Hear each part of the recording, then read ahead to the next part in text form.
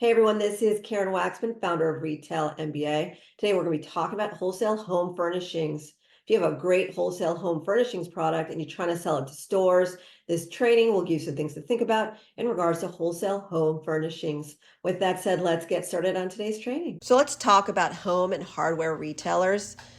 Home and hardware retailers are retailers that obviously focus on home products, home goods, stuff for the house. Also, hardware is specifically like tools and stuff for building, creating things, and so forth.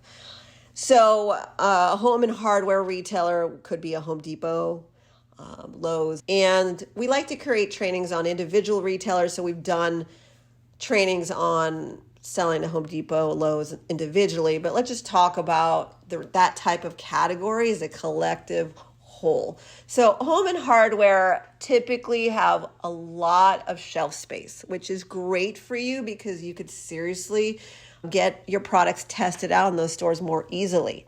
I find that the home and hardware category is generally a little bit easier than some of the other categories to sell to because they have larger store formats. If you sell to a GNC, they really have very small stores. They don't have a lot of room to buy stuff.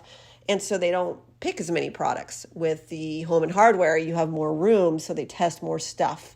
So that's exciting. So it's somewhat easier to sell. I've seen tons of products being sold to those types of retailers more than some of the other ones, meaning with the new guy, with the smaller company, they're willing to test new products. They have more room. I actually had clients who had baby kid products that actually got sold into Home Depot. They buy a variety of different things, which is very surprising. You wouldn't think that they seriously are buying all sorts of really creative products. So don't ignore home and hardware retailers, even if you don't have technically a product that's ideal for that mass audience. You typically think of certain types of people going to those stores, but if we got a kid product in there, then anything's possible. I have had several clients actually sell children's stuff into that store, as well as consumer electronics and all sorts of things, even clothing. So again, I love selling at chain stores because there's so much money to be had, but also there's so much variety. And so all we're really saying is don't ignore this type of retailer just because you would assume that only home and hardware products are sold in there. So that's another thing to consider.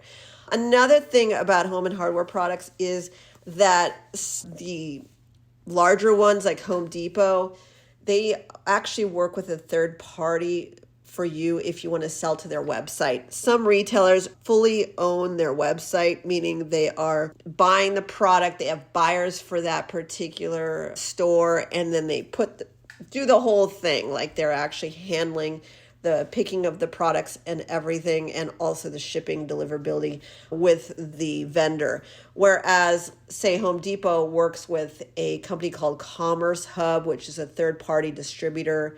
So they basically outsource some of their online stuff, which means that you actually have to work with a third party in order to get your stuff on HomeDepot.com. The reason that's unique is that with that, they charge you a little bit more of a fee. You're dealing with a third party. You have to fill out a lot of paperwork. It's going to be on HomeDepot.com, but it is working with a distributor.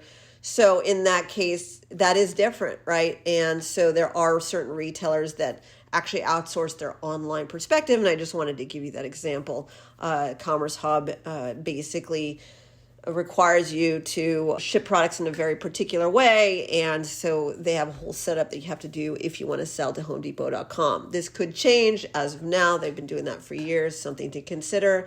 The final thing about selling to home and hardware retailers is that they don't care as much about packaging for certain types of products. So if you're selling a product that could just be in a box versus the packaging and so forth, they're more inclined to not be as difficult on certain product categories. So get in your car, go to those stores and see how your packaging needs to be relayed. Is a product similar to yours? Does it have any real packaging, or is it just in a cardboard box with some words on it?